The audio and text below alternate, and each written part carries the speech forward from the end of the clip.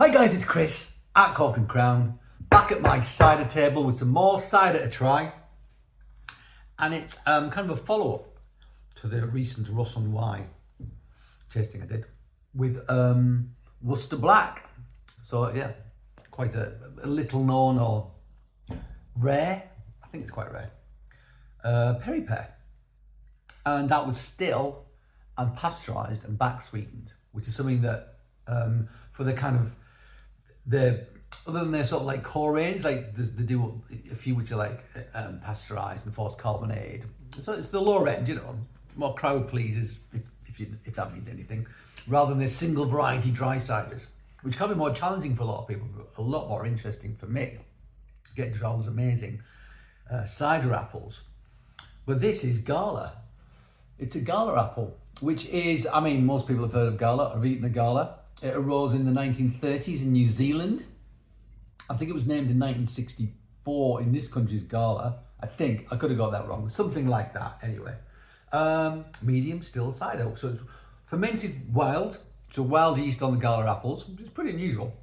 And then bottled, pasteurised, back sweetened, and then that's it. So it's not going to condition, it's been pasteurised, there's no yeast in there that's going to ferment that sugar is there to back sweeten. This is 6%, it was pressed October 2024, it's bottled May 2025, so that was last month, it's now June 2025.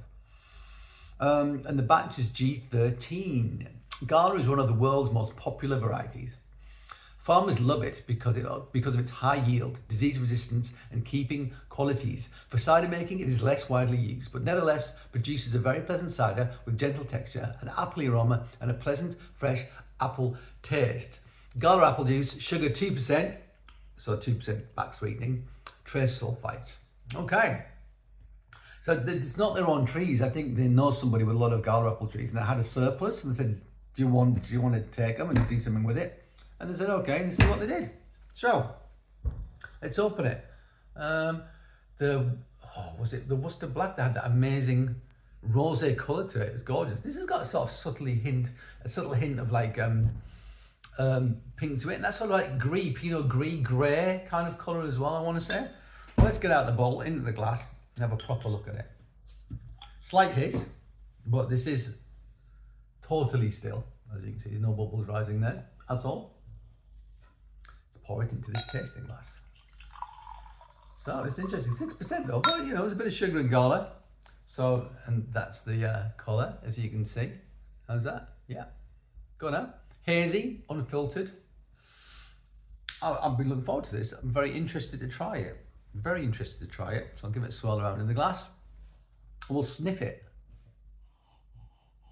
Now, I'm a bit jaded today. I did an event at Senate House at University College London, UCL, last night with my friend Ned Palmer for the Cheese Tasting Company. We do a lot of events together, doing another one in a couple of weeks. Big event, went on very late, I'm a bit tired today. Emma as well, the Cheese Explorer, Google her. I'm going to put links to the Cheese Tasting Company and the Cheese Explorer on here so you can check them out. Very good friends of mine, I like them very much indeed. I've known them for years, worked with them both in cheese. Ned for 25 years, I think. And Emma Young for 10 years. It'll be 10 years next year. So between them, I've known them for like thick end of 4 years. Anyway, we had a great laugh. It's great work with those people. Great laugh. They know exactly, everyone knows exactly what to do. They get on with it. Great event. Looked brilliant. Everyone was happy, including us. I had a really good laugh. It's a pleasure to work under those circumstances. Let's sniff this again. Yeah, my nose isn't working as well as it might. But I do get a delicate, I mean, we get like a slight peachiness to it. Subtle apple character, dessert apple character, but something like peach, something like that as well, I want to say. Let's test it.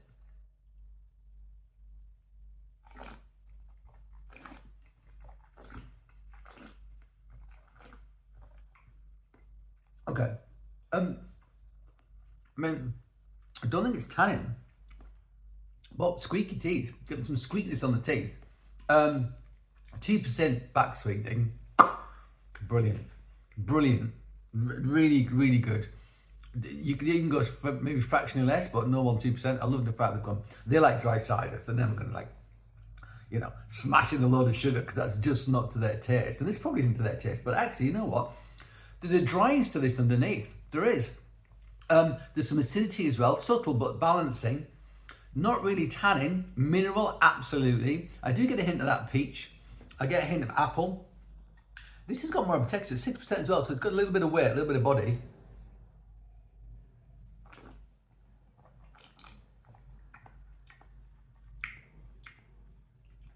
That's pretty crushable. It does have the character of an Eastern County cider though. Eating apples, Kent, Norfolk, Suffolk, what they grew there. Say it all the time, but that's the Eastern County style, if you can call it that. Just a very vague definition. But that white wine character, the sort of thing we were getting from, oh God, what were they called? Well, certainly from Jack Toy, Toy cider, because he's using like cookers and eaters, culinary apples for the most part for his ciders, and they give you like that white wine-like quality, and this has that. It really does. It's very pleasant.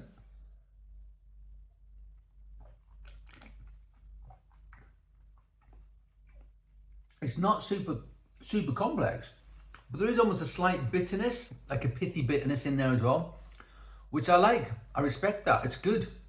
That's good. It just makes it a little bit more interesting. Without that, it'd be kind of a little bit blah. But actually, that little bit of bitterness there really lifts it. It makes just that tiny thing makes all the difference. It's funny how tiny things can make a big difference. I think it's a bit like music. You have a major chord, which is happy, and then you drop, the third note, just, the smallest note increment in Western music, a semitone, a half step, whatever you want to call it.